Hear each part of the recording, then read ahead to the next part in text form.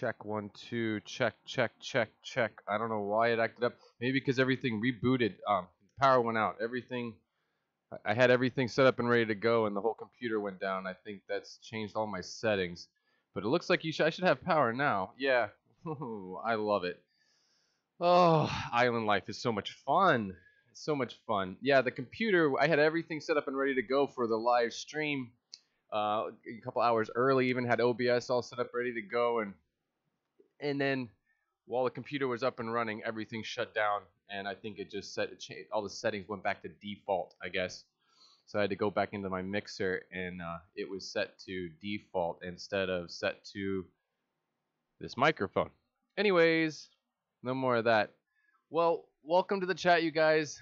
Of course, this is Joseph Hardin from JH Aquatics. I'm here to share with you all my fish keeping adventures, knowledge, and more. Today I want to talk about shrimp. That was the focus. Got a little sidetracked with the power being out. I was about to take my phone and go do a live stream on the beach. That probably would have been a lot more fun than sitting in my living room, I'm sure. But yes, island life. It's so much fun. Everybody thinks it's just I'm living the dream, right? I'm living the dream. Playing with fish and doing my YouTube channel is living the dream, but this island is not living the dream. It's a real pain in the you-know-what. It's good to see everybody in here. Water Wizard, Big Easy, Joel's Aquariums, Patricia. Let's see who else. Daryl Dimmer, what's up? Good to see you in here. Victor, KG Cichlids, Oddball Aquatics. What is up? Mountaintop Fish, Alluring Betas. Good to see you in here. I really appreciate y'all stopping by and hanging out. Just wanted to have a little bit of fun today. I really didn't have much of a plan ahead of time. The power being out, and this weekend was a really crazy weekend. If you guys watched the #FishFamNews, I didn't get a lot of sleep the last night. Not last night, but the night before that. We were just hanging out. I was actually in a live stream with Big Easy, and if you didn't delete that stream, if you watch that, you'll see what happened. But I was sitting in the live stream about 2:30 in the morning, and I heard this loud crash outside, and I ran outside to make sure everybody was okay. Assumed it was in a car accident. And it looks like someone that I know and I've kind of grown up with here for the last 19 years. He was thoroughly intoxicated and plowed right into my girlfriend's car when he was on his way home and sent her car about 30 feet and totaled the front end of his brand new $40,000 truck and totaled the rear end of her Jeep Cherokee. Fun stuff. So it was a long night. We were up all night long with that, police and you know, wreckers and all that good stuff in the middle of the road, blocking a one-way street. Fun stuff. Fun stuff. Luckily, everybody is okay. Honestly, if he would not have hit my girlfriend's car, he would have hit a tree. And the tree is not going to be at all as forgiving as her car was and bounced 30 feet. That he would have probably not been with us, or he would have been in the hospital. He would have gone through the windshield, because I know him. He probably wasn't wearing a seatbelt. And when I went outside and I spoke with him, all I could smell was vodka. So, yeah, fun times, fun times. Island life. Just trying to check out the stream, see what's going on. I did want to talk about shrimp because I kind of just been getting into shrimp really hardcore. I jumped right into it. Kind of addicted to it. I just think they're awesome little creatures. They're just so small, and I don't know. They at the same time, when you start to get into Caridina shrimp, they're actually a little sensitive and require a little bit more love and care than just some Neo Caridina cherry shrimp that you could drop in multiple different pHs and TDSs and everything would be all right. So I didn't know what I was getting myself into exactly. I just thought, oh, these are beautiful. Yeah, I want to breed these. I know I want to mix them with this, and I want to do all this good stuff. And it's a good thing because it's, I think for a lot of us, it's a learning experience. We get a fish, we think we want it because we want it. We think it's beautiful, and then we're forced to learn something new, and that's part of the hobby, and it's the fun part of the hobby, really learning new things. I've been forced to really, really, really pay attention to my water out of the tap and what I've got going on and every little thing that's in my water. So my next big investment kind of has to be a reversed osmosis and deionization system in order to keep all my my yellow King Kongs happy and keep my blue bolts happy. Um, yeah, it's definitely been a crazy experience. Out of the tap, my water is about 300 TDS, and the pH is about 8.1. So I have to do stuff to the water. Actually, I can't really do. I have to. I don't have a DI. I don't have an RODI system, so I can't really do anything to protect, to change that water at that point. And now I realize too why some of my tanks have, I can't seem to really get rid of the algae in some of the tanks, because you do a water change with water that's already 300 TDS. Obviously, I'm never going to get the water any, TDS any lower than 300 as long as I'm using the tap water. So I've been forced to buy water from the ice company by the 5-gallon jugs, that you use for like the watering deals, and that has that has a TDS of 7 and a pH of about 6.8, which is awesome. And so I'm actually purchasing water for my 2 Caradina shrimp tanks, and that has changed everything for me with those tanks. Really getting the TDS down to about 150, so they are really happy. Let's see. Good morning, I'll say good morning, everybody here. Yeah, it's 2:11 p.m. for me in the Virgin Islands. But yes, good morning to everybody in the United States. I'm sure it is still sometime in the morning, about 9, 10, 11 o'clock for you guys. But I've had lunch already, and I'm thinking about what I'm going to do for dinner. I think I'm going to go have tacos with my girlfriend. I'm going to go have Mexican food, have some tacos, and put some good positive thoughts out there for Corey McElroy. He's getting better, but as most of you know, he's been suffering from a little bit of a fever, I guess he acquired while he was in Peru. I'm sorry, when he was in Germany, and it's been causing him to have some fainting spells, which is kind of crazy. That's kind of scary to me. And selfishly, I'm just hoping that he's well, not just hoping, but I've been hoping that he gets better, because I would hate to not have him on the trip in Peru. So I just hope that he gets himself back on top before then, so we can do all the hiking that we want to do. I would hate to have him pass out on a trail in the mountains of Peru. 54 Punchy, what's up? Good to have you here. HC Aqua, what's up? So as most of you can see, I finally shaved. I didn't even shave. I got a great story for you. It's a good story. I was gonna save it for Big Easy's stream, share it with him, but I wanted to have my face cleaned up, and I wanted to get a haircut for before I did the news yesterday, before I filmed it. And place I normally go to, they didn't have any room for me in there. Nobody was actually working really there that day, and I was just like really wanted to get my hair done. So I went to more of a local barber shop, more of an ethnic barber shop with where most of the West Indians and the Santo Domingans and the Haitians go to get their hair cut. There wasn't a pair of shears in that place. Pretty much all they had was buzzers, clippers and stuff.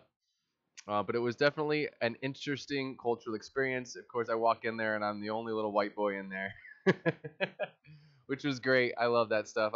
It's all good. And thank you for the super chat, Big Easy. So I go in there, I sit down, and I wait for one of the guys, and it's your classic barber shop, but there's pretty much, you look on the wall for the pictures of haircuts, and there was really only 2 pictures that even had Caucasian gentlemen. But I was loving it. I told myself I'm just gonna go with it. I'm gonna let him do whatever he wants, and just go with it. Hair grows back, right? Let's just have some fun here, right? So I went go get my hair cut, and pretty much, they didn't pull out a pair of scissors at all. It was all electric. So I got pretty much a crew cut all the way around, and because they don't have scissors, they didn't cut anything off the top. So on the top, I pretty much have a mohawk. I pretty much need to talk to Joel.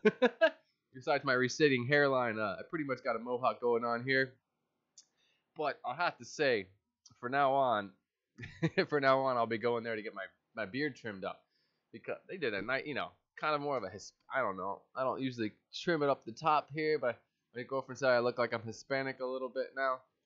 But did a nice clean job on the beard. I have to say, it's nice to go to a barbershop and just lean your head back and just let them take care of it and clean it all up for you. Pretty much the first time I've ever had my beard trimmed up by somebody else, to be completely honest. But it was a nice experience. I tipped the guy because it looked good. It looked good. I was happy with it. It took a lot of hair off. It'll all grow back. I just felt those.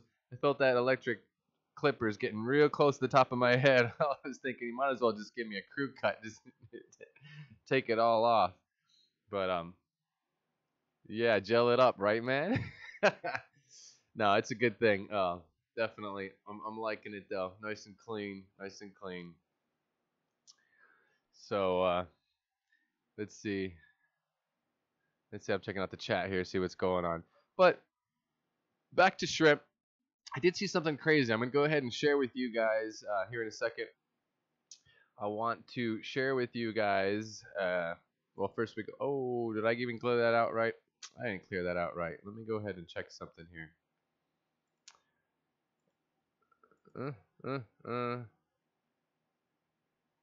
Sorry.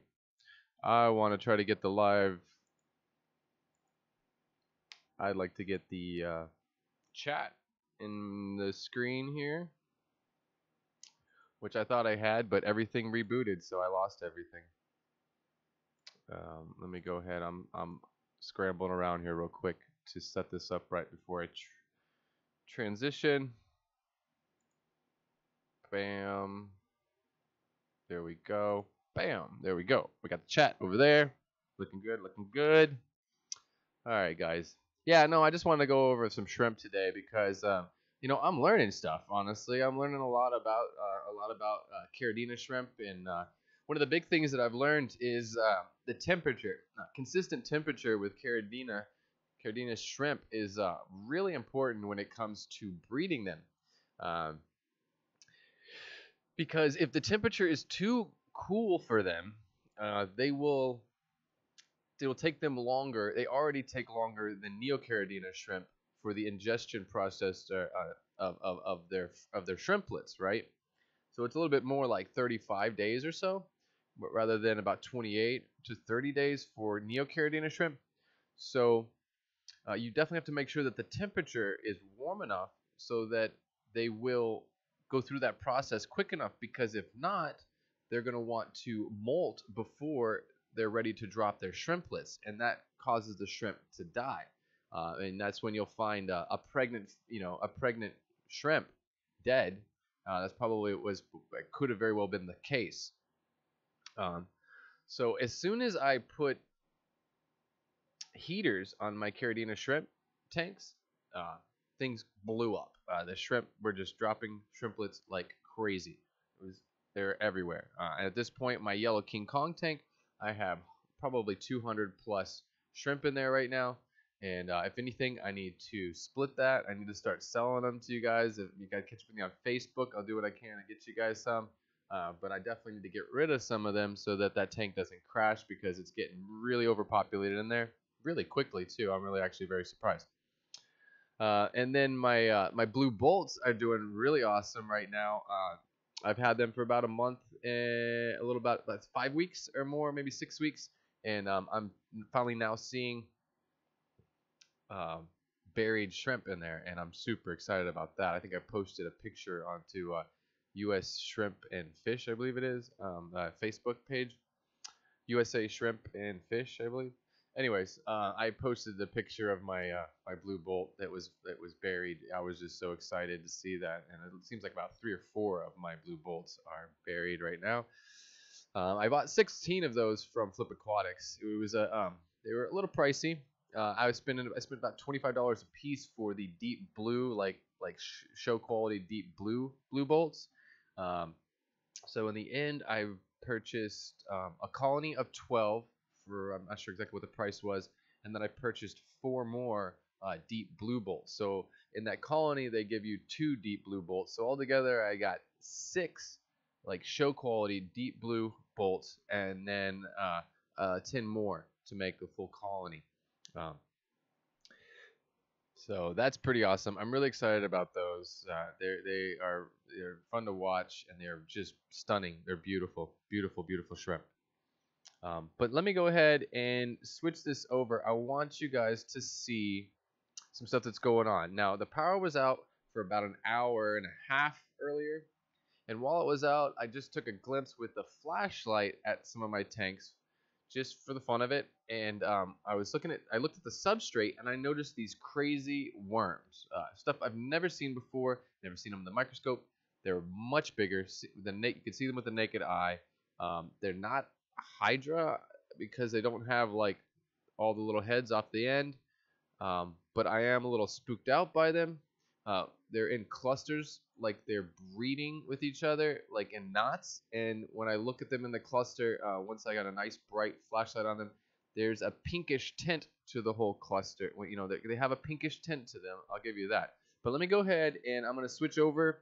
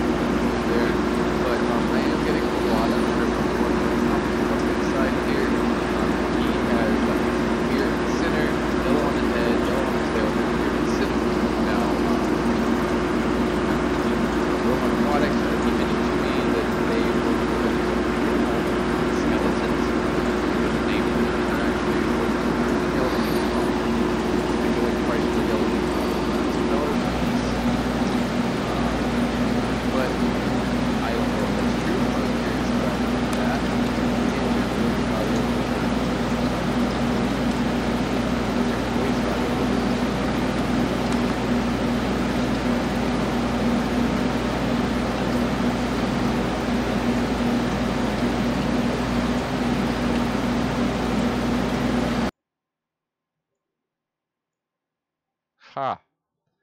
I'm so awesome. I'm only learning this stuff. I'm only learning this stuff. I'm so sorry. I'm torturing you guys, I feel like. I'm torturing you guys as I learn. Anyways, but what I was getting at with the yellow shrimp there, this whole thing's going to loop again, and we'll go through it. I'll talk about all this stuff again, I guess. I'm just going to hold out and just let you guys glance at them. So here we have my blue bolts. I believe this is a buried. No, it's a female, but she's not buried right now. She is beautiful. I'm really liking the ones that have a nice solid deep blue on the head and then a nice white tail. I'm really loving that. And then I also do like the blue bolts that have a nice blend where there's definitely some blue in the tail as well.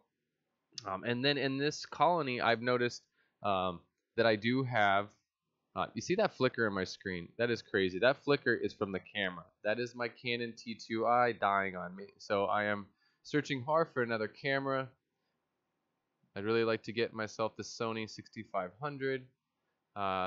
Cheapest price I found on that is about $1,400, $1,500 for that camera. But I'm afraid that this camera's not going to make it to Peru.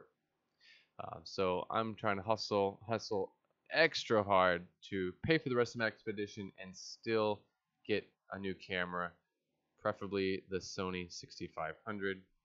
But I'm definitely a little bummed about those flickers that I'm seeing.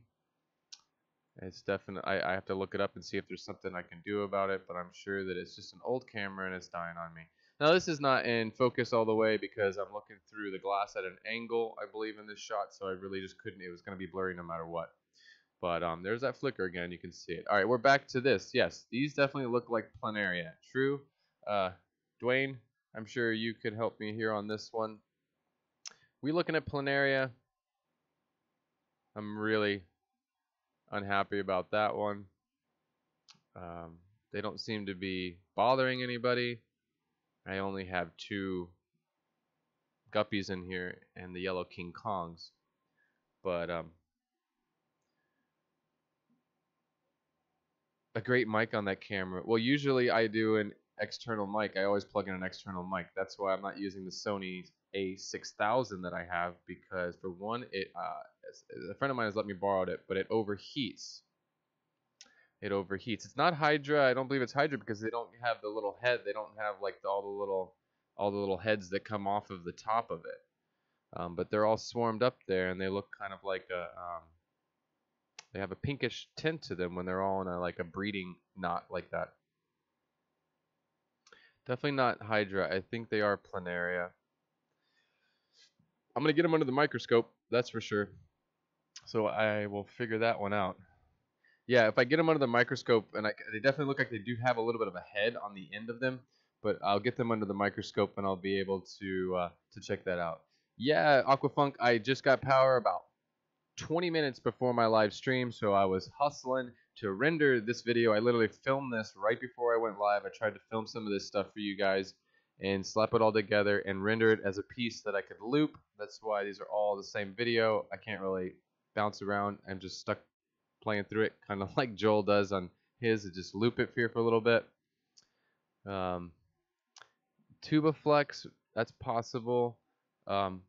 They don't look like they're causing a problem to anybody, but I haven't seen them until today. And like the only reason I noticed them is because I went to the tank with a flashlight when the power was out, just to see what was going on, just to check things out, do one of those sneak up on the shrimp kind of things. And I'm kind of a shock to see so many of them in the substrate. It's kind of new to me because I have been watching the substrate, and I normally just have seed shrimp in that tank. That's the first time I've seen any kind of worm or in a cluster like that, and they don't seem to go away when I turn the lights on. They seem to not be bothered by the light, that's for sure. Right, well, I only have, well, feed them if they're not like a dangerous worm, yeah, I have no problem. But, they do have a pinkish tint to them anyways. When they're in a cluster, I'm definitely seeing when they're in a knot, I see a pinkish tint to the whole knot of worms. Yeah, but yeah, I know what planaria look like under a microscope, but I thought planaria were actually bigger than these guys. These guys definitely look like they're fully grown. There's not like multiple sizes. These these worms are all they're all the same size as if they're all adult worms. It's the only tank that I see them in. There's that flicker. That's the camera. It's gonna die on me. I'm really fearful of that, and I don't know what exactly is wrong with it. But all I know is it's a T2i, which is pretty much an antique almost at this point. It's getting old. It was a hand-me-down. Someone gave it to me, so I can't really complain about that.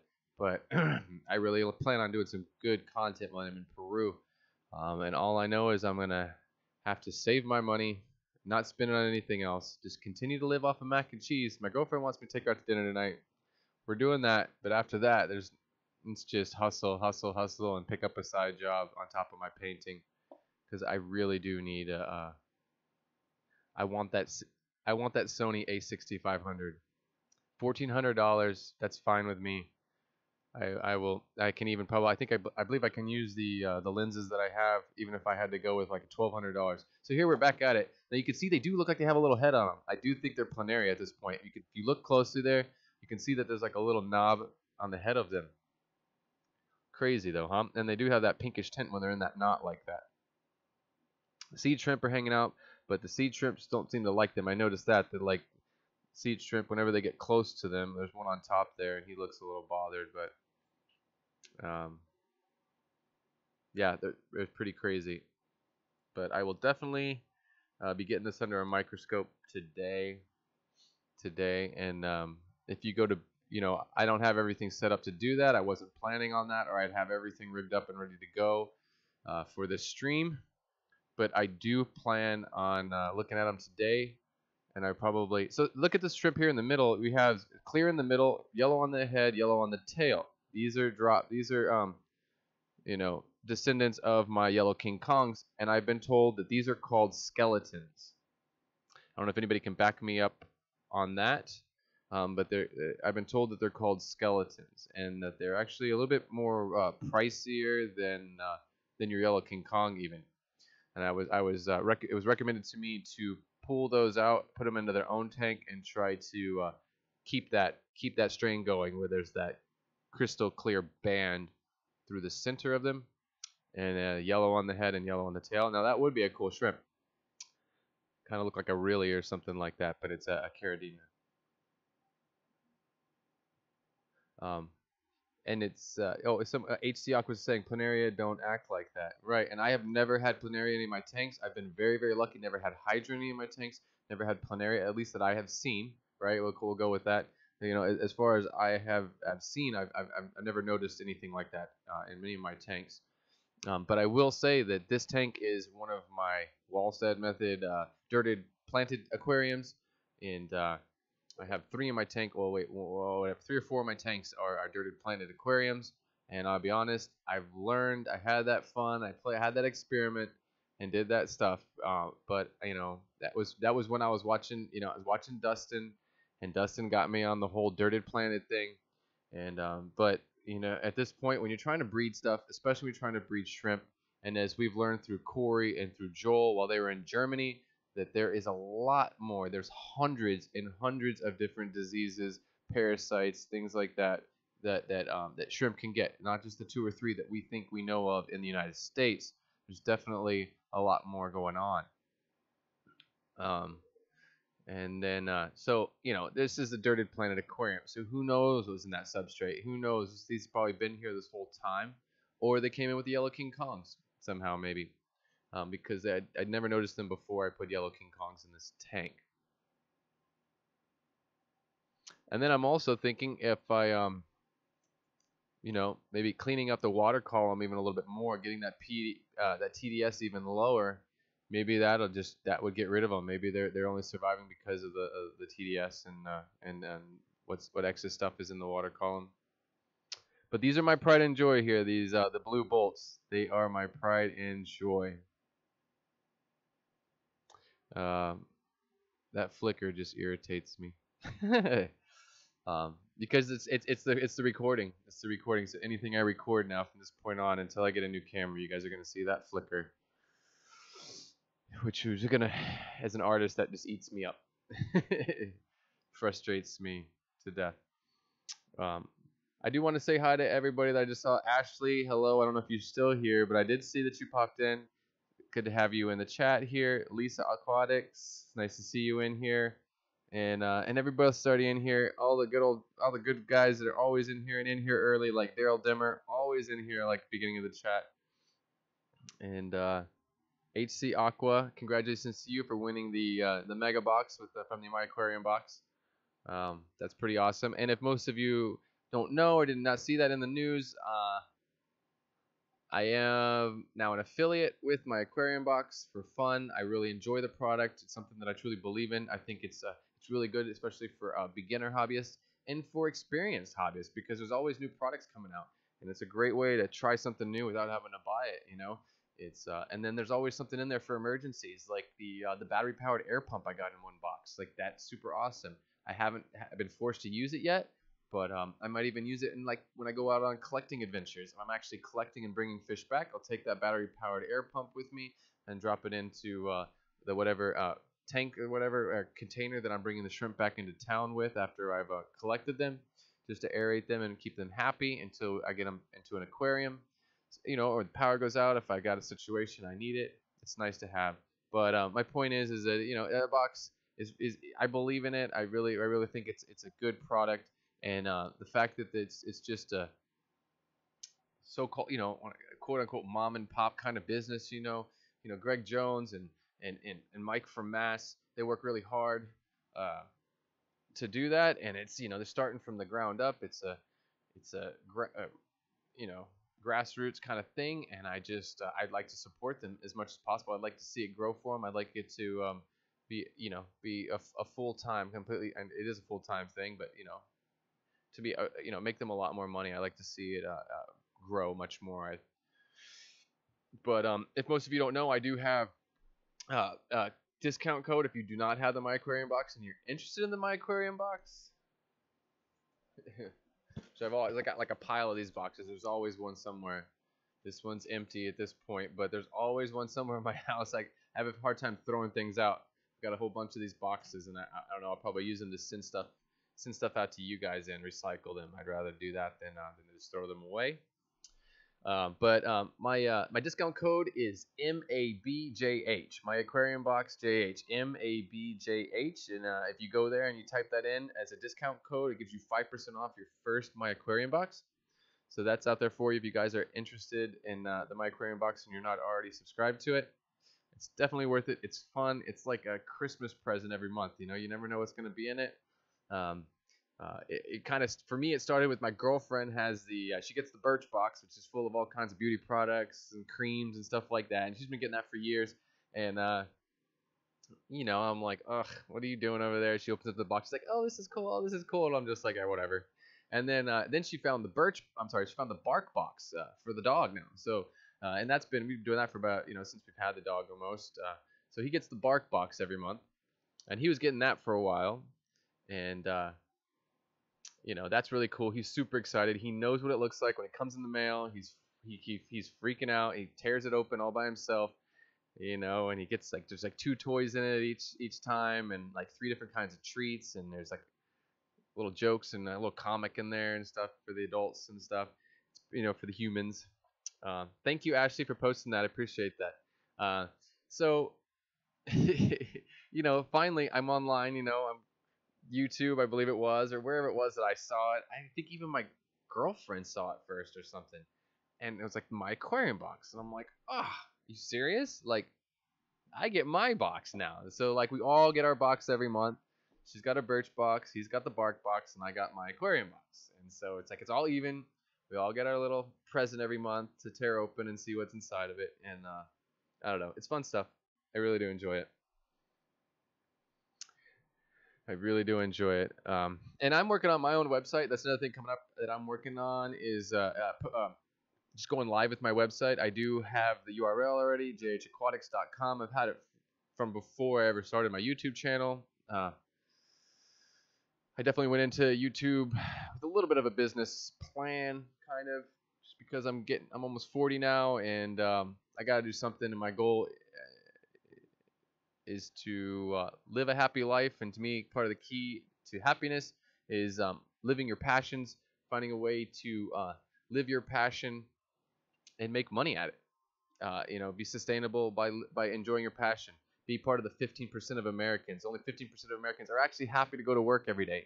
85% of Americans, according to the polls, go to work with knots in their stomach and hate their job. And my goal in life is to live a happy life, live a fulfilled life, balanced life, and enjoy what I do for a living. I want to be part of the 15%. And I did that for many years as a chef, doing Naples-style pizza and baking bread. Have a true passion for that, and I was happy to go to work every day. I was ecstatic to go to work every day, and that was a blessing to me.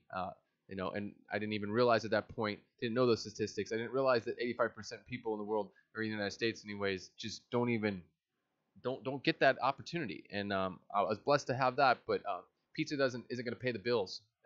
with what I want to do with my life. So I had to look a little deeper and dig a little deeper in my side of myself, soul search, and really think about what I wanted to do, and where I wanted to put myself so that I could be happy. And the aquarium fish keeping hobby, I've been involved in since I was very, very young. Been in, around the pet trade since I was 3 years old, and lived with fish and birds and lizards all through my childhood, through my life. So I knew that it's something that it's in my blood, and that no matter what, I'm gonna be happy doing it. You know, I'm gonna keep fish until I have a heart attack. I'm gonna keep fish until I literally, if I get to the point, I'll pay someone else to clean the tanks. Whatever I gotta do, I will have fish until I die.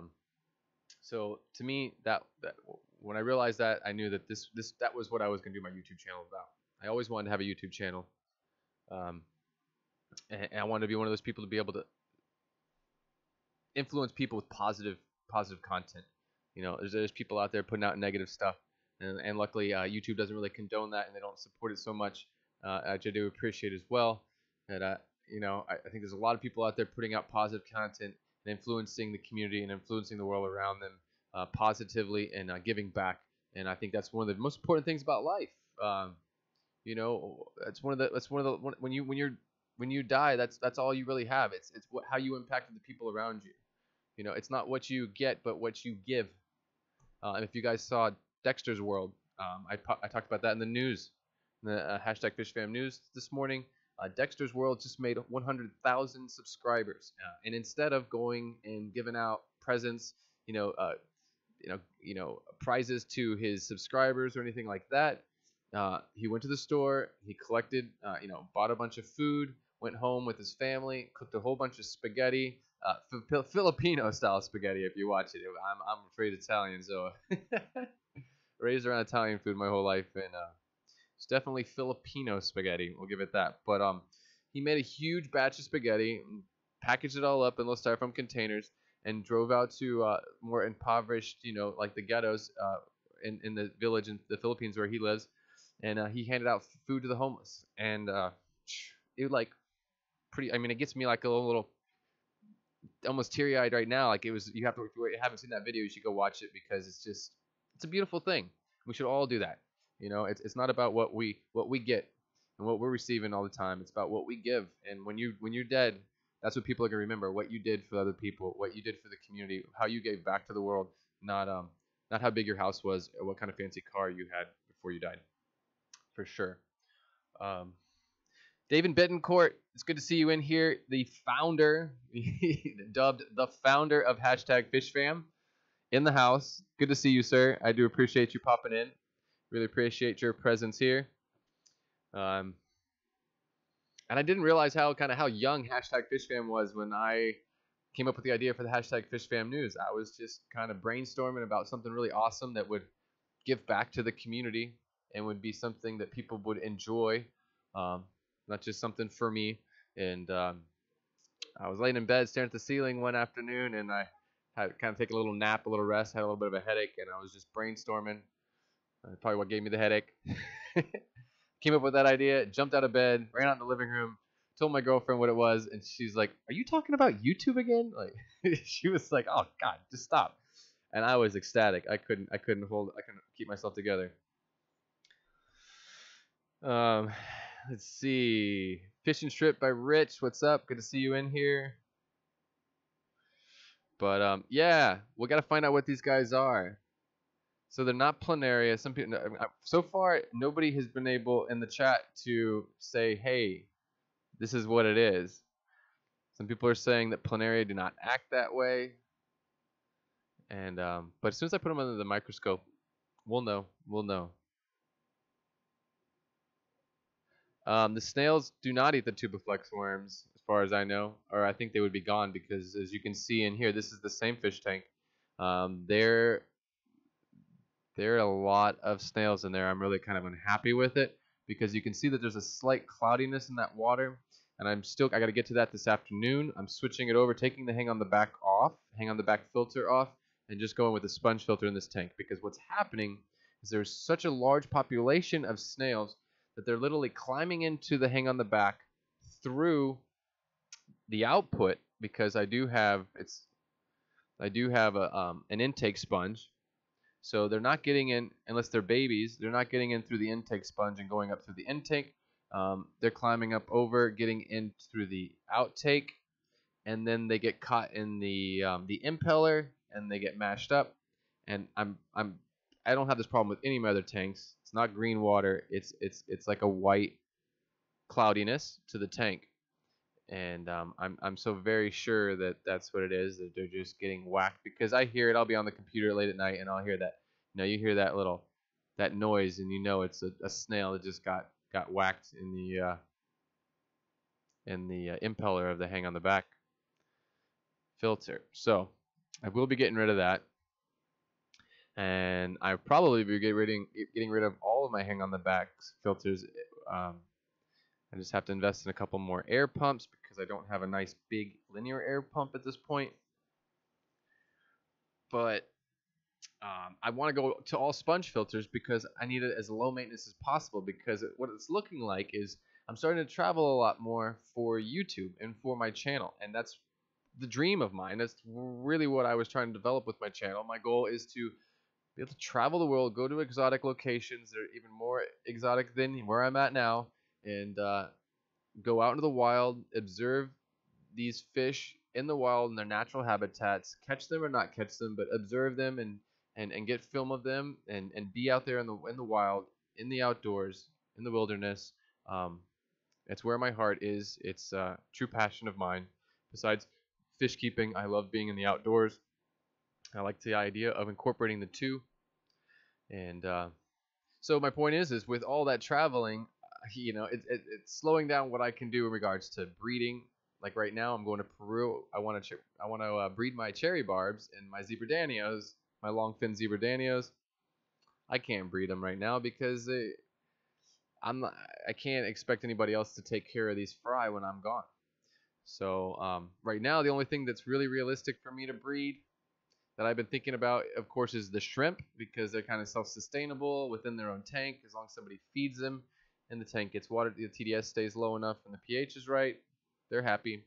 I've been thinking about plecos. Now, I'm not going to jump right into that before I go to Peru, but Plecoscamus, that seems like something more realistic, because you don't have to like separate the fry and deal with that. It kind of keep that all going within the tank for the most part. So that seems more realistic. Yeah, Wayne, I can trap the snails. My goal is to like sell them if anybody wants them. That colony of snails that you're seeing there is I started out with like 12 of them. I collected in the wild here. So these are a local cone snail to the U.S. Virgin Islands. And to be completely honest, I've found other cone snails with different designs on their shells. So this is its own like variant of a cone snail here in the Virgin Islands, but there's other ones that I've found as well, and I will be keeping those as well, breeding them out, in their own tank, isolating them. But this tank is the only tank that has these snails in it at this point. Oh, I'm sorry. One of my other tanks, I kind of messed up and got them in there, my blue bolt tank. But I do have assassin snails in that blue bolt tank as well to kind of counteract that. So they're pretty much just gonna be food for my assassin snails. Hopefully they'll nip them in the butt in that tank.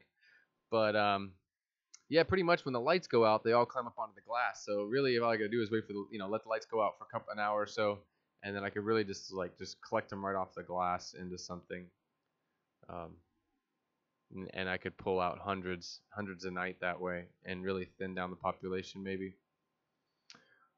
But just got to get away from all the hang on the backs, so I don't have to worry about a filter clogging up while I'm gone for a week and a half or something, or 2 weeks. But I really look forward to doing more. Not just the things I have already planned in the future right now, but the aquatic experience again, and other conventions I'd like to be at. A lot of stuff I'd like to do, and I'm honestly, this channel is about my hobby, and it's kind of funny that the channel is kind of getting in the way of the hobby to a certain extent. But I just have to find a balance. There's a balance there, and once I'm financially stable, maybe with this, I'm still gonna want to travel though. I don't see myself being like quitting my day job anytime soon. either way, even if I did, I'd still be traveling for YouTube for my content, and I don't know. I have to figure it out. I have to figure it out. There's definitely the price you pay by really going deep on YouTube. That's why you see Corey. Corey had to really cut all his tanks down.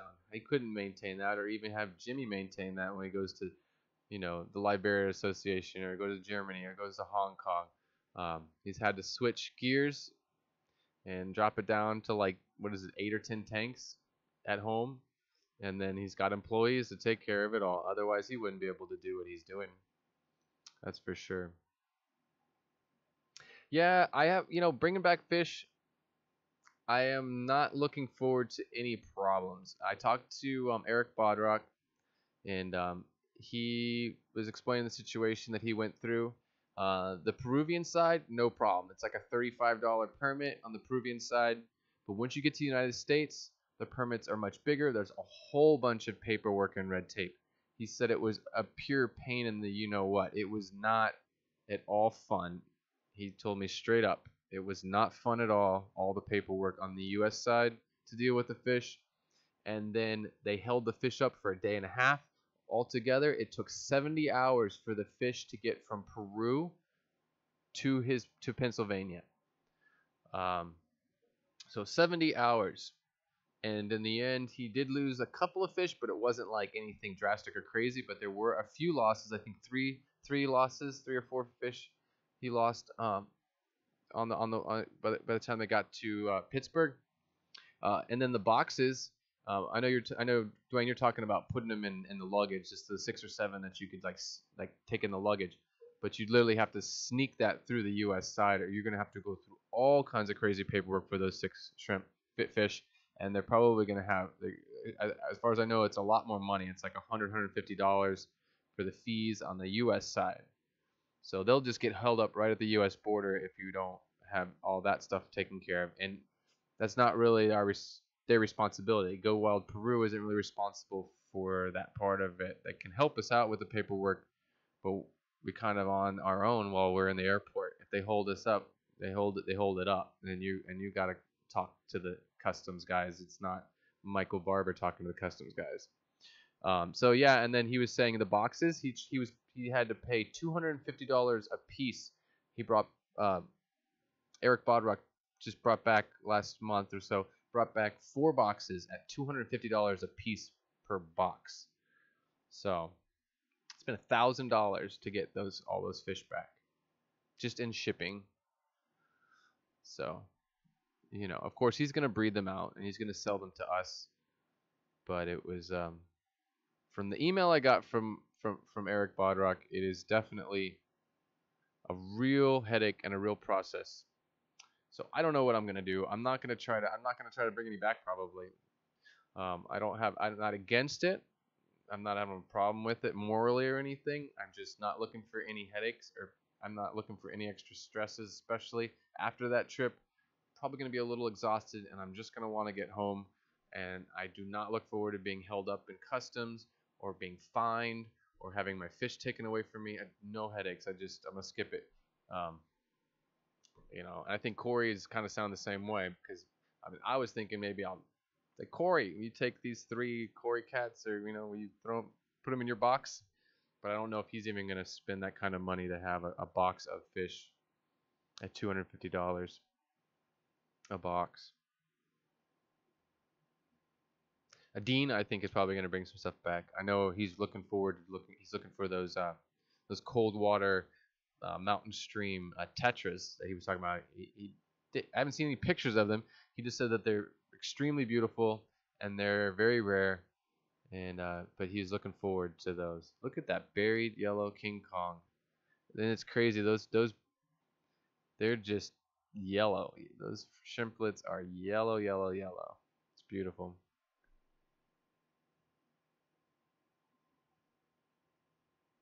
Yeah, Eric, I'm sure that Eric's gonna go back again. And to be completely honest, I definitely plan on going back more than a couple of times. I have some plans. I have some ideas in mind. I do have friends in Ecuador. I have friends in Argentina. So We will see. We will see. IFG, the man in the house. What is up? How are you, sir? It's good to have you in the chat. We have a hashtag FishFam celebrity here joining us. Oh boy. But one of my big dreams down the line is to find a piece of property somewhere in the States and create a nature center, kind of a nature recreational nature center for everyone, specifically the youth. Something that's you know open to the public by appointment, where like school groups can come and tour. That is my big dream in the end. My real big dream in the fish hobby and in with YouTube. Um, uh, I've definitely been playing around with designing and building koi ponds. I have built 3 koi ponds to this date, and I do have one coming up. Someone wants me to build one, so that's something that is incorporated into my brand JH Aquatics is koi design, construction, and maintenance and management of koi ponds or exotic water gardens. Um, but that's money. That's money. But it's not all about the money. It's about like giving back. So my big dream is creating a facility where people can come, school groups can come and tour, and create some man-made mountain creeks and rivers and stuff where you can like look in from the side with plexiglass and look in from the bottom, so like 5 6 7 8 12 high school kids can run around and observe, like literally go up from underneath and look through like a plexiglass dome and look up and be under the river looking up into a river or a creek that's like not crazy huge like quarter-mile stuff like Dwayne wants to do. Keep it within a building, some of it indoors so you can maintain temperatures, and then have some stuff that's outside that can handle seasonally, can handle itself. Um, but just something that's available for the public. I don't want to ever create any big, huge tanks without it being available for people to come and see. I maybe do some rescue, animal rescue as well, but just kind of educating people on aquatic wildlife and aquatic creatures, and kind of promoting a sustainable pet trade.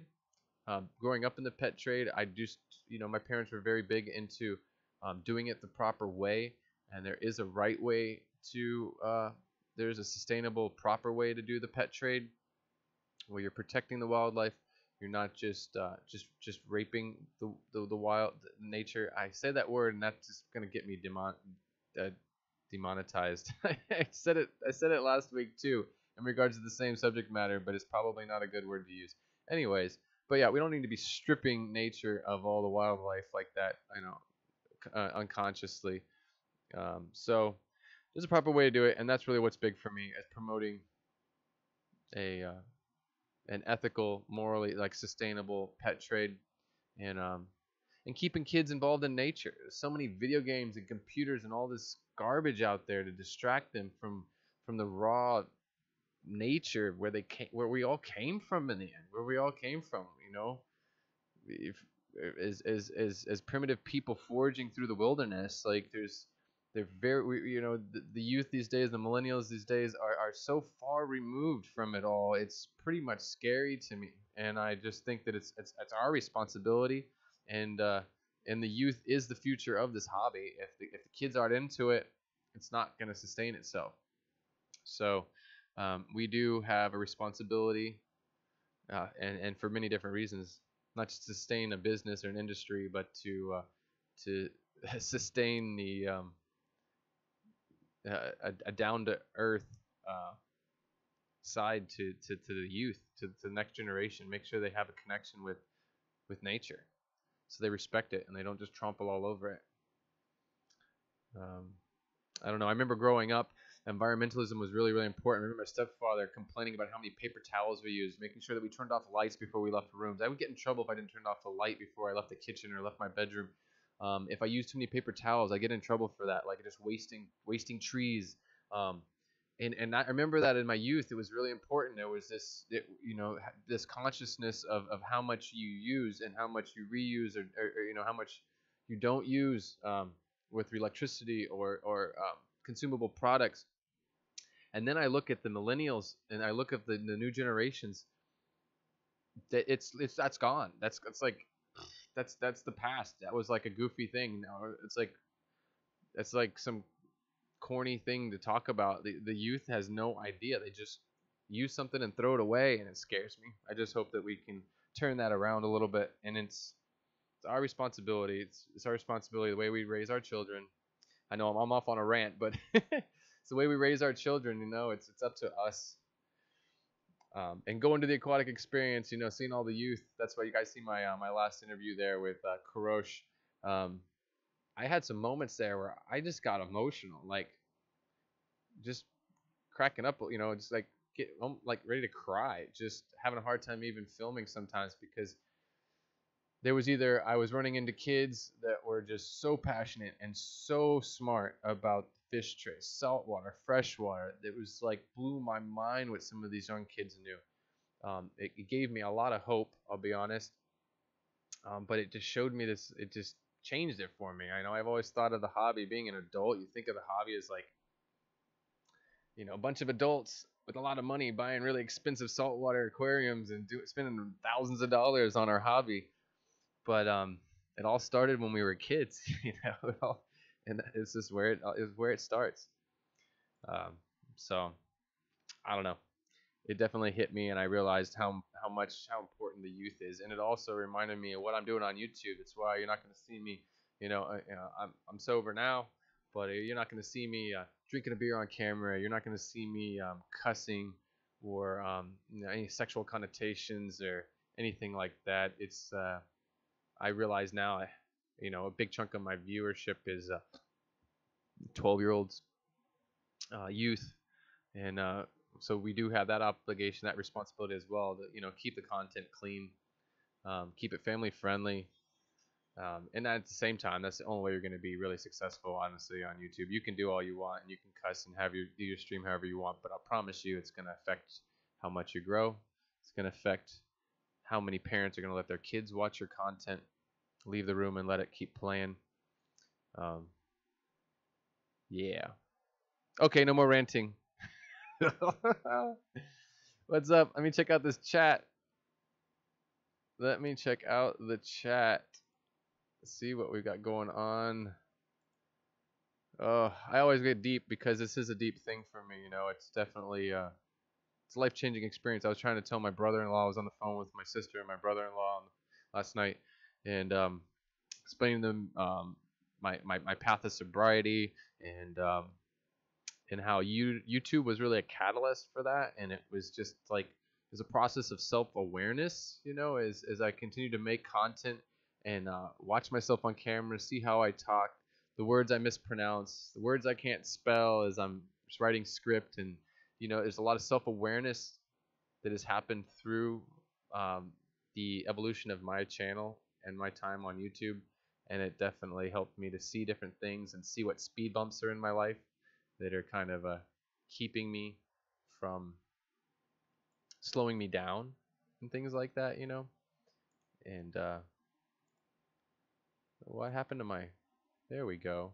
That's a little bit better. Yeah, it has been a really important thing for me, and I'm glad I started my YouTube channel, and I'm never ever regret it, no matter what. It has changed my life for the better. That is for sure. And you guys are all part of that. The support that you guys give me and the support that we give each other when we watch each other's video and each other's content, and the fact that we comment on it and we give each other support and we help each other when we don't understand something or we don't know something. It's what it's all about. And like I said before, it's all about what we give back. It's not about, there's two big things for me. It's not about what we give back. I mean, it's not about what we get, but what we are giving to the community, to the world around us. That's going to be what people remember you for. And I think the other big thing for me, like I've said before, is don't be looking at some step like I got to get here, I want to get to this number, or I want to get to, I want to get this rich, or I want to have this house. Like that, you're always going to be miserable if you're always looking for something out here. You're always looking for something out here. I think it's really, really, really important to be doing something in life that you enjoy it that day, that you enjoy being in the now, that you enjoy the journey, not the destination. Um, for me, creating videos and going on these adventures, that's the part I love. Um, if I got to, it's not about getting to a point where I got a bunch of money and okay, now I don't have to worry about this anymore. Now I can just sit in my cozy little house on the couch and watch TV. That's not what I'm looking for. I create the journey is what's fun for me. I think that's about fish keeping too. It's like it's the journey of that aquarium. It's not like getting to a certain point necessarily. It's you're always gonna have to do water changes. You're always gonna have to maintain the plants in the aquarium and feed your fish and make sure that they're healthy and they don't have ick on them and this or that. It's that whole journey, that daily journey, and that's the part you need to enjoy. I think even with the hobby, with each aquarium that you have to enjoy the water changes, and I do. When you look at the aquarium after you've done the water change, the feeling of satisfaction. It looks pretty. You've trimmed the plants back. The water, is cleaner. You know that you've lowered the TDS 100 parts per million. Your fish are happy. They're fed. You can sit back on the couch now and look back at them. Like it's therapeutic. And I think we all know that. There's a lot of us here that are suffering from things in life. We've had hardships. We've gone through hard times. And this hobby is our therapy. It gives us something to do on the it gives us something to distract us from the pain sometimes, or our whatever our woes may be. It's a fulfilling and a good distraction, and I don't know, that's that.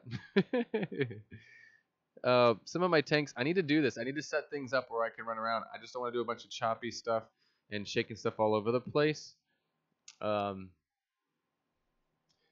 Part of it is just making sure that my line, I do have a long extension on here, as you guys have seen in Big Easy's live stream. I do that there because we're just playing around and it's nothing serious. When I'm doing my stream, I'm not looking to annoy people and lose viewers because I'm running around with my camera, because I'd have to run this around and take it to tank to tank. And the other half of it is I need to set up my other microphone on my 25-foot cord so that I can talk to you at the same time. So I need to write that down. It's not the first time someone said anything. Fish and shrimp by Rich. Many other people have said to me they want me do like a tank tour in my live stream. So if I don't do the stream on the beach, because I was thinking about live streaming from the beach because I got a new phone now that is a lot more capable and has a better camera on it. So I was gonna almost do that today if the power was out. Daryl, I appreciate that, man. You need to come to AE. You booked a room just in case, and I get to sleep on the couch. On the floor. I don't care. I'll bring a yoga mat. No, I don't know what I'm gonna do. Last year I spent $600 and something on my room at for the aquatic experience, and I know I could have been a little bit more efficient about that. I know I probably could have slept on somebody's floor. We could have shared a room, hustled, and saved a lot more money. I spent way too much money, but it wasn't about, at that point, it was like, I'm going to be there, whatever I got to spend. I'm just going to get there. And sometimes I just spend the money rather than the headache. Sometimes it's just more easier that way. Yeah, Daryl making it rain. So yeah, no, I'm definitely gonna be there next year. It's like 2 months after Peru though, June, July, August, September, October, whatever. And it's the beginning of October, not the end. So yeah, it is like 2 months away after Peru. So it's just another mad hustle after that. I gotta just work hard and buy those tickets early. Buy those tickets early so I don't have to worry about it. Now, the tickets to the aquatic experience are not so bad. It's really your airfare. For any of you that can't drive there, it's that airfare and that hotel room that's gonna, put you out almost $2,000. But Daryl Demmer, thank you so much for that super chat. I really do appreciate that. Yeah, and there's a lot of people in this chat that I've met for the first time, and the only time I've actually been able to hang out with them in person was at the aquatic experience. Is definitely an aquatic experience. Is a lot of cool people. Dwayne Kitchell, I met him there. Um, Victor, we had a lot of nice talks. Really deep stuff. He's a good guy. Really good people. There's so many awesome people in this hobby. It is such a down to earth hobby that it definitely attracts good people, really good people, and yeah, it's I'm because there's so many other hobbies that people probably think the same thing about their niches of their hobbies too, but I think there's something very very special about us. Somebody last night was ranting about it. I don't know. I shouldn't remember who it was. Probably even in here. Oh, it was Jason from Fish Tropics saying that there's so many of us in this hobby and in the community on YouTube. If we all got together to try to make something happen, like in our country, in the world, we could probably make it happen. I mean, if we can buy 54 Punchy, if we can buy her a new computer in 20 minutes, putting our money together, imagine what we could do in a couple of days or a month if we really just put all our energy together, like worldwide, what we could create for the youth or something like this facility I'm talking about. Like, it's something that it's not about the money to me. I don't care. I'm not going to make money with it. It's about something where, like, you put all these funds together. It could be a complete nonprofit organization, but a place where daily you have school groups coming in, maybe in a bigger city like New York City or something, somewhere where, like, you really could have a positive impact on the youth in a massive way. Like, I don't know, there's just so many good people in this community, and it is a huge community. If we really put our stuff together, we could change the world. Sounds corny, but I think we are anyways, right? I think we're changing the world already, one person at a time. um, but yeah, I do want to say thank you to all the Patreons that I have. I did not have that ready to go look it up to go through them here. Maybe I can pull it up real quick without goofing around too much. Pull up my Patreons real quick, and I can pronounce everybody's names properly and go through that list. But I have, and I even have a new Patreon. It looks like maybe no, at 26. That's where I was. That's where I was last. But yeah, at this point I have 26 Patreons. View all my current Patreons. Let's see here. I'm gonna shoot through this list, and I'll start with the newest ones because I just said his name wrong last time. But Kenneth Stover, Pax, Mad Fish Diva, as we all know, she's awesome. Robbie Taylor, LR Brett's Aquatics, Melissa Byers, Cecilia's Hobbies. Thank you so much. Morgan Newbie. I have Brandon, Mr. B's Fish and Things. Rebecca M. She's one of my new Patreons. I have Tim Lewis, Keith Bordell, Science Gal Aquatics. I have Q Aquatics, Daryl Dimmer. Thank you so much. Jessica Short, Joel Christian, Corvus Oskin. I have Susan from SLC Aquatics, Priscilla MK, John Corey, Aquarium Co-op, James Hirsch, James Dye, Bill Stewart, and HC Aqua. Thank you guys so much. I appreciate all of you for being patronizers of my Patreons. It's a really awesome community there on Patreon, and all of those funds go to these adventures that I go on. All the funds that I've not touched any of the money that I have made off of Google AdSense, which I just finally got all my stuff in, so I'm completely on the up and up with them and have all my bank accounts all settled. But I'm not pulling any money from my Patreon accounts, and I'm not pulling any funds from well, I guess I have to because they're kind of mad at me. They can't hold too much in Google, I guess. They want you to move it.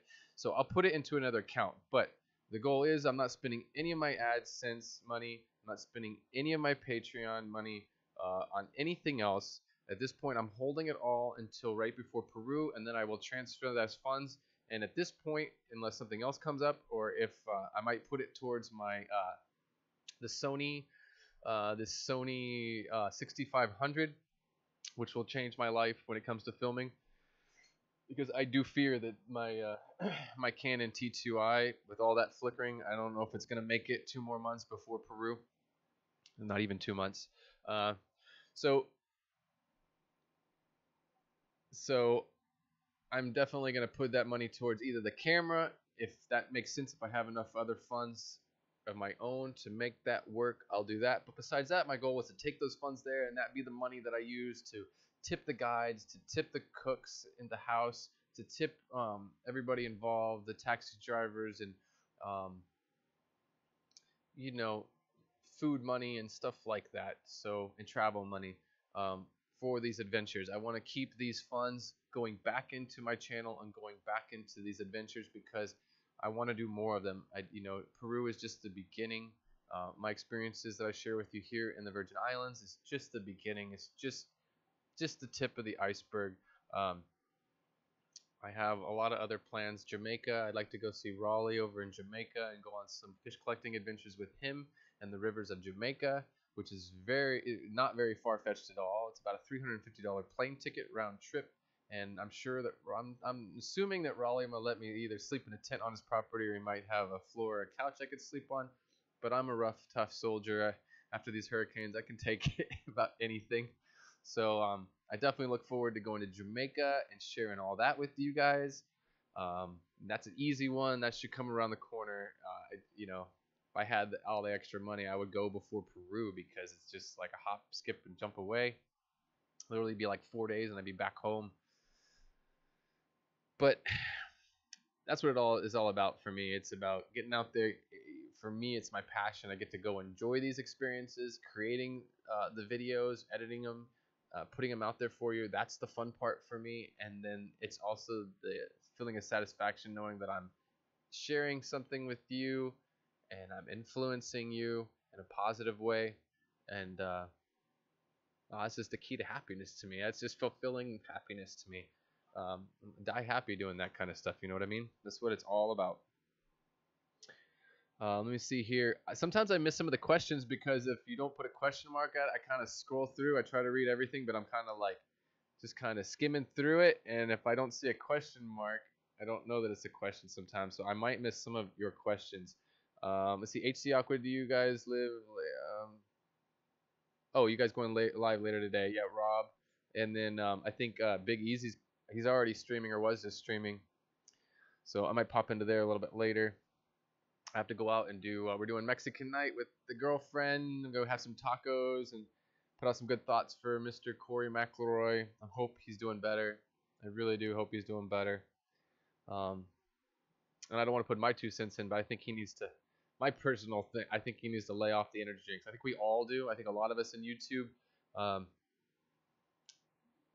when we're trying to crush it and we're trying to make videos and stay up until 2 or 3 and finish a piece of content, I know I do it too. We'll down a Red Bull or 2 or have a Monster Java, which is one of my favorites. I think I still have an empty can sitting over here from writing the news last night until midnight.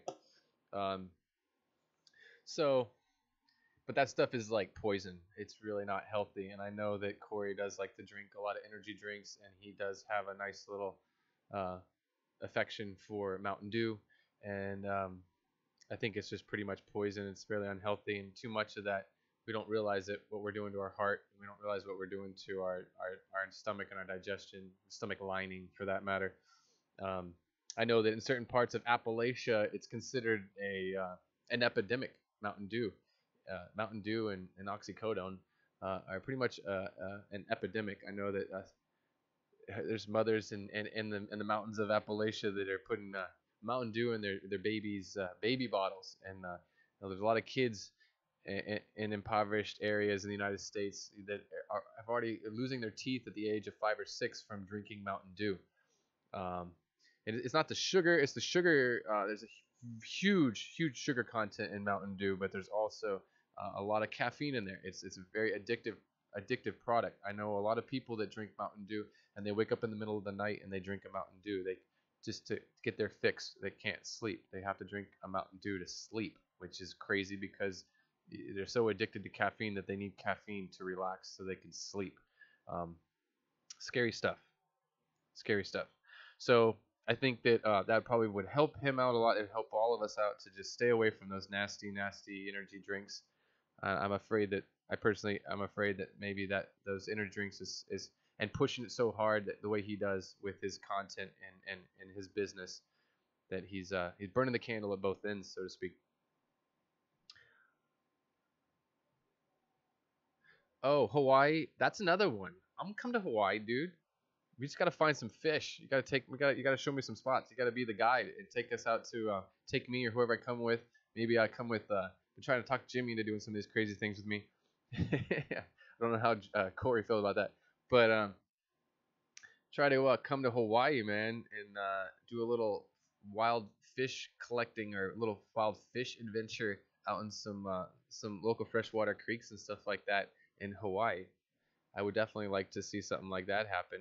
Uh, you know, this is all a great excuse to go to awesome places like Hawaii and Jamaica and Peru and Ecuador and Argentina and all the awesome places where these fish of the fish trade are originally found.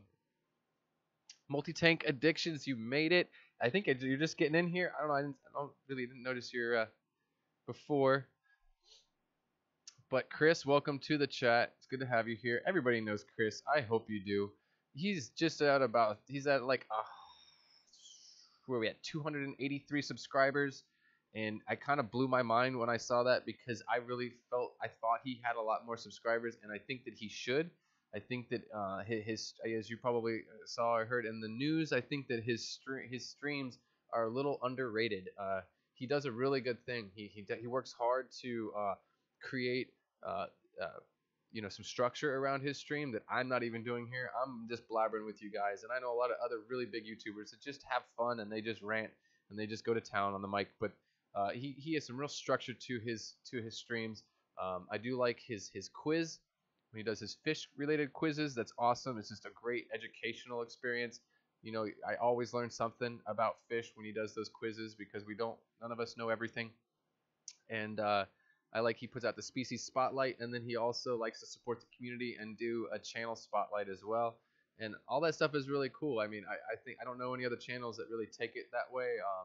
I have to say the Waterbox, he kind of has some really professional structure to his channel and his streams as well. I do have to give him props on that. But if you don't know Multi-Tank Addictions, if you haven't seen his live streams on Sunday mornings and Saturday mornings, I see those because all I'm doing on the weekends is preparing my content for YouTube and my #FishFamNews. So I'm on my computer at 5 o'clock in the morning or up all night if not. And so I catch his streams. My time is 10 o'clock my time when he starts. And for you guys, it's earlier, so that might be part of the issue. It's an early stream, but it's coffee in the morning, and it's a good time. It's a good way to wake up and a good way to start your weekend. Very, very positive channel. Let's see. I'm just staring at the chat. Sorry, I'm not. I'm all over the place. My ADD gets the best of me sometimes. Let's see here.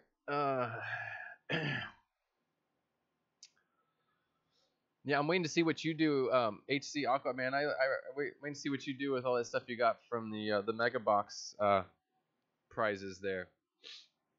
I'm waiting to see how you use all that stuff, man. Let's see. Ooh, that was a yawn. I don't know where that came from, except that I'm just staying up late these days on the weekends.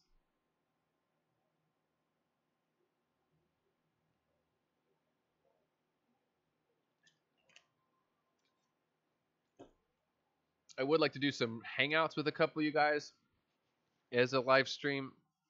Do some hangouts, so I'm not all by myself just rambling on. I talk a lot, and most people in my world kind of tired, like my girlfriend, kind of tired of hearing me talk.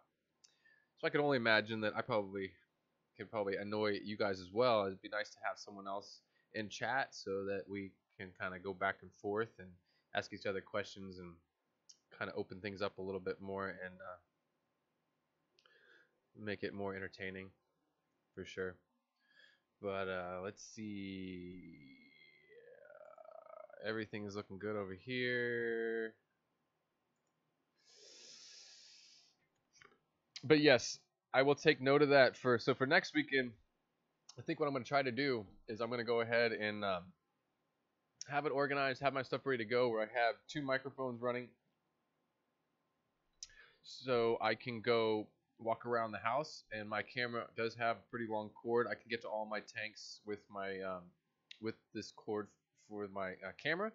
So what I'll do next weekend is I'm gonna do a little bit of a that's what I should do. Enough people have brought that up. I'll do a little fish room tour as part of my stream, and I'll run around, try to have it planned so I'm not shaking around the camera too much. Just go tank to tank, and I'll have my mic on a long cord, and I'll be able to talk to you guys as I go and explain it, and it'll all move pretty smoothly. So yeah, so look forward to that. That'll be fun. I'll enjoy that too. I just have not gotten prepared for that ahead of time so far. Where's that chat box at? So I'm getting close to my hour and a half mark. It seems like I've been doing about an hour and a half, and that seems pretty realistic. I'm good with an hour and a half. So I got about 4 more minutes, unless there's anything else anybody wants to talk about. I'm totally up for questions. Sometimes I feel like I don't get enough of them, because I'm all about answering questions. You know, just about whatever I'm doing in the hobby, and then I'm also, you know, you guys on any of my videos, you guys can always comment. Let me know what you guys want to see. You know, that's really important to me, knowing what you like, what content you like. Everybody likes to say something positive, and I do appreciate that. But I really want to. I like the truth, and I like knowing, like, I like this over this content, or I'd really like to see more of this content. Like, I really want those opinions, that feedback is really important to me, because otherwise I'm kind of questioning, should I be making more content like this? Am I gonna lose subs? Are people gonna am I annoying people with this content? So you guys are my subscribers. You guys are the ones watching my content and taking the time to sit here and hang out with me. And I want to make sure that you're happy and that you're enjoying yourself. So just it doesn't matter where it is. I read all my comments on all my content. So I don't care where you put it, what video you put it on, whether it's related to that video or not. Leave me comments. Let me know. Facebook message me if you want, and just let me know what you want to see. Especially if it's something I'm not doing right now, and it's something that you think that I'd be good at, related to the fish keeping hobby or outdoor adventures, let me know so I can do more of it. So I think I talked about my haircut. I don't know if anybody knew it was in here, but yeah, that was an experience. Anyways, but I'm watching myself in the camera, and I'm just like, I've never trimmed up the top, but that's more of like a Hispanic, and a you know, with that kind of hair, that Hispanic in the black people, or you know, really buzz everything down and trim it up and get some really nice lines. But I got nice lines right now. I've never really like tightened it up like that. But and now I feel like I got to keep going back to keep those lines, you know, keep it all nice and trimmed up, looking good. Either that or just grow it out and look like a mountain man again before I get to Peru. The tank that I have half full, that is my paludarium, and I got something coming up for that. It's actually in the other room. I haven't prepared it yet. I wanted to film it today, but power being out, and it was really rainy outside, so I didn't really get to do what I wanted to. I didn't get to batch film like I normally would on my Sundays. But I have some carnivorous plants that just came in, and they're kind of dormant carnivorous plants, so I have to get them. I gotta kind of jumpstart them, get them going. But that's my paludarium behind me, and it's stocked with local guppies here to the island. The wild guppies I really believe they have more Endler blood in them than they do guppy blood. But I have some new carnivorous plants that I got to get going and get them ready for that tank. Get them up in there. I can kind of, maybe I can run over there with, I don't know. I'm going to make a mess if I try to do it. Let me go over there and look at it. I can pull it. It's kind of cool looking if I can get over there. But I'm not going to be able to talk for a second, so bear with me.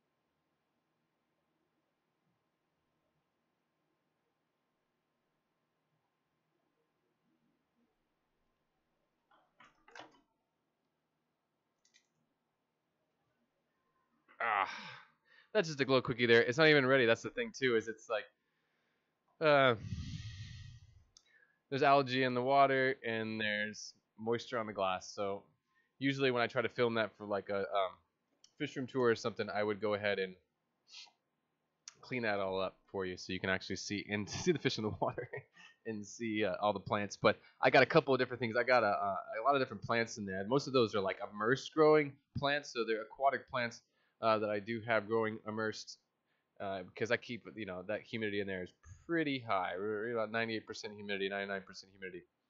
So does my girlfriend like my haircut?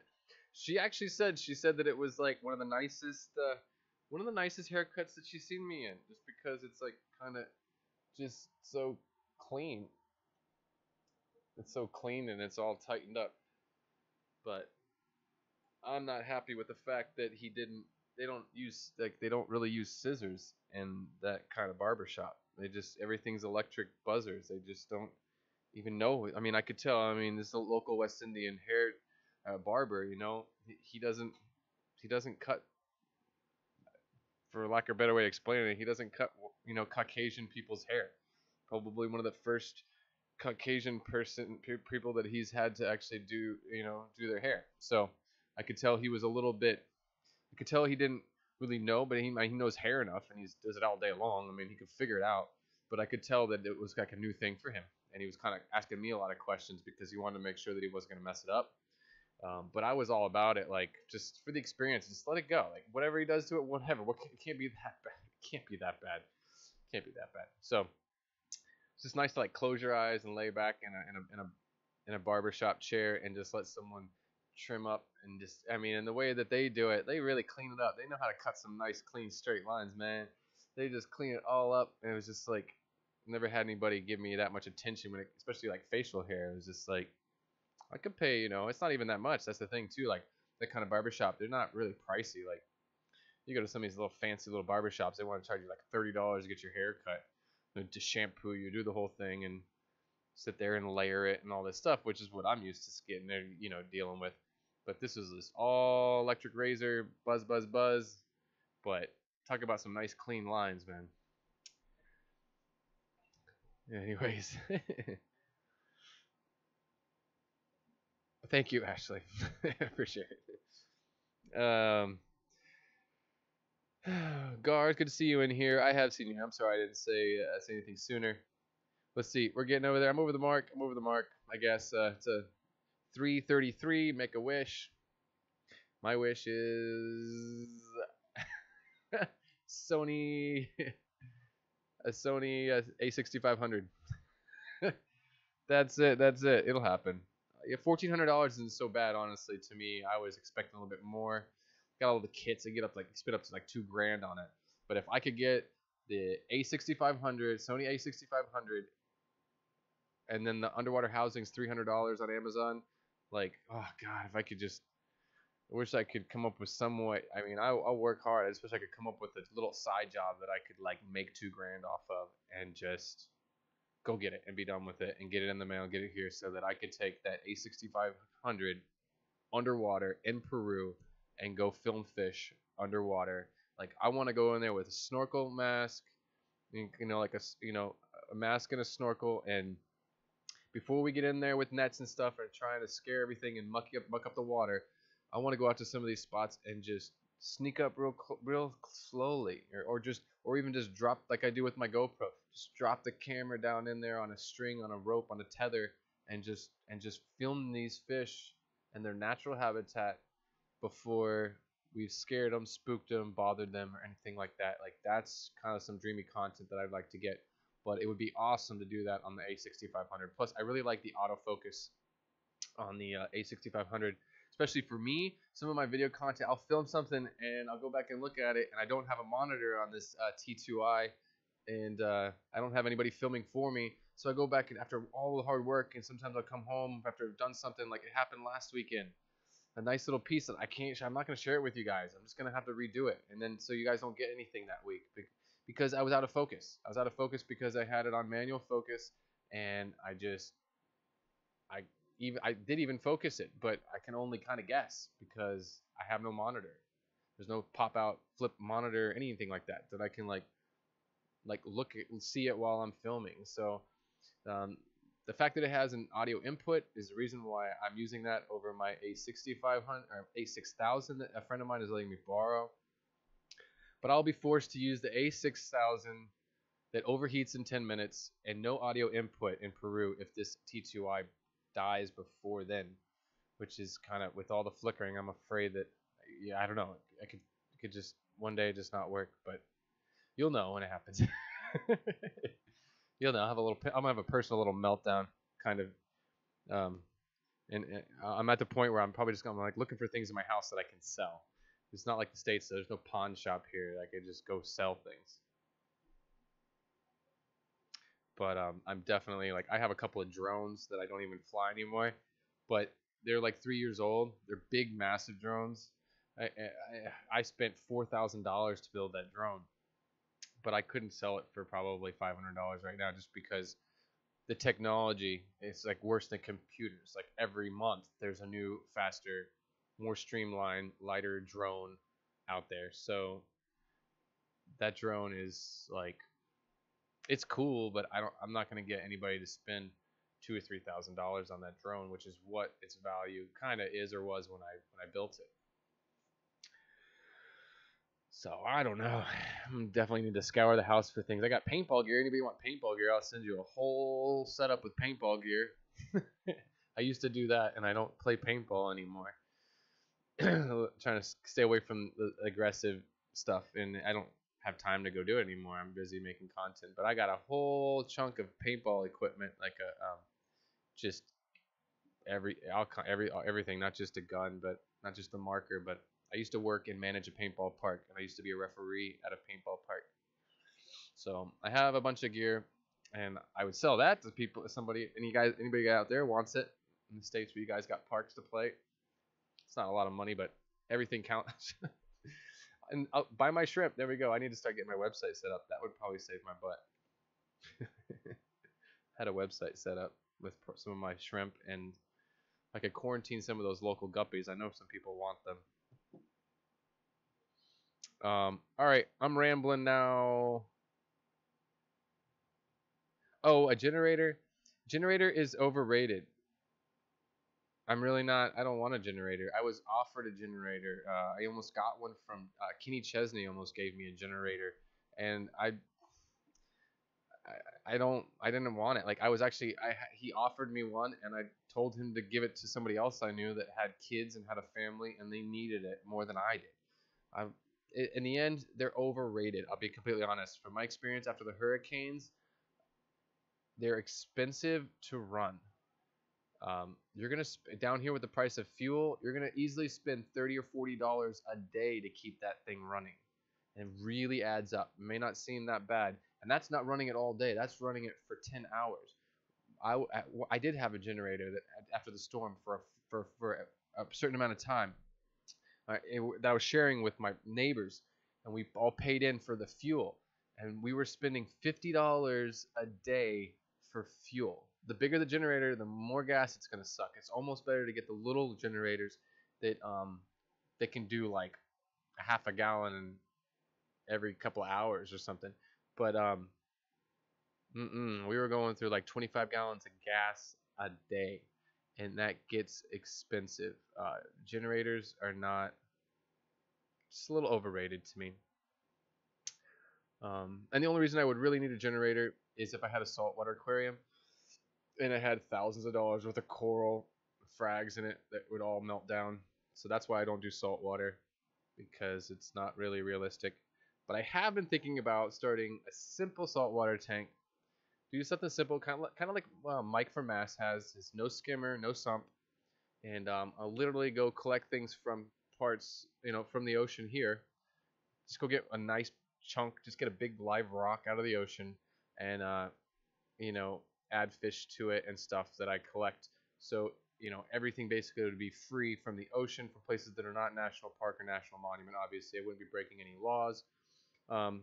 So if the thing melted down, if it crashed because of a power outage for 4 or 5 hours or whatever it might be, I'm not out thousands of dollars. I'm not going to be completely heartbroken. You're probably gonna be heartbroken, right? I mean, if you get attached to a fish, you get attached to a fish. But kind of waiting until I move back to the United States, where it's a little bit more realistic and reliable power, and if nothing else, the price of gasoline is a little bit cheaper. So if I did have to run a generator for a few hours, it's not a big chunk of money out of my pocket.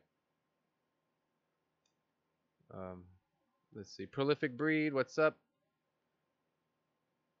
Good to see you in here. I'm almost on my way out of here. I'm going to end this thing now. I really should. I'm getting close to 2 hours now. I got to go get myself ready. My girlfriend's going to be home from work, and she has informed me that whether I like it or not, we're going out for Mexican. So, okay. And that's like the last time I spend money like that. I don't usually like to do that so much, especially right now. I need the money is I'm trying to put my money in the right places right now, and I do enjoy cooking.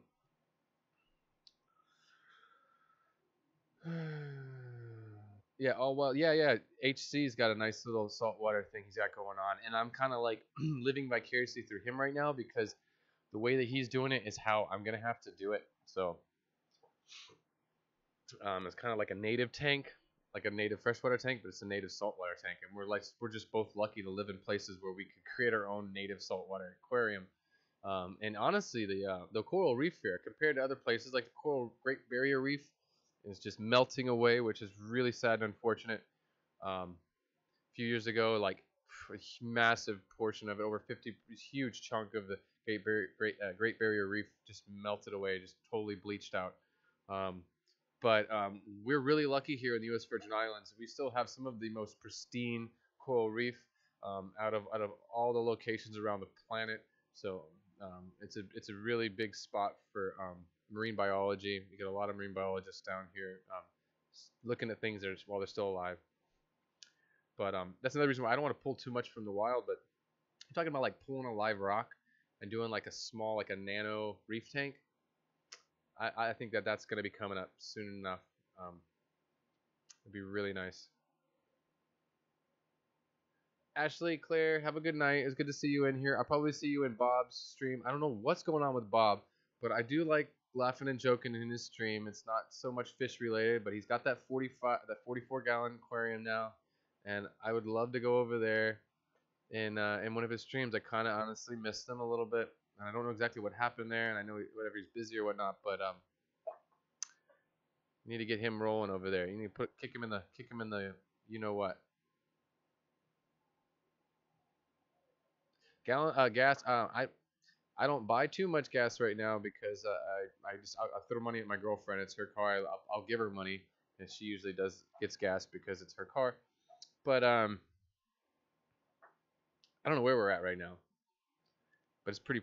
I know it's expensive. It's definitely more expensive than what you're paying for gas. Everything's more expensive here. We pay. I think we're up to like about 40 cents per kilowatt hour for electricity. We pay 7 times the national average for electricity per kilowatt hour. So my electric bill here in my house is $300 a month. So it's literally a third of my rent. Third of the price of my rent, and that it's almost half when it comes to commercial. And the price of commercial real estate, most businesses here are pay half the price of their rent is how big their electric bill is. You know, so like $4,000 a month rent on a commercial property, they're probably paying at least $2,000 a month in electric to keep, say, refrigerators running in a restaurant and stuff like that.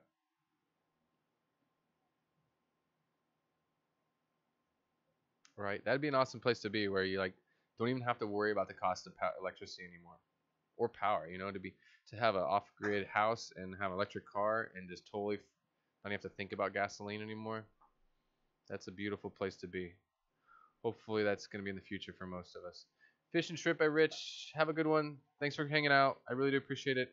I am going to go ahead and get out of here. We got an hour and 45 minutes. I've been rambling on today.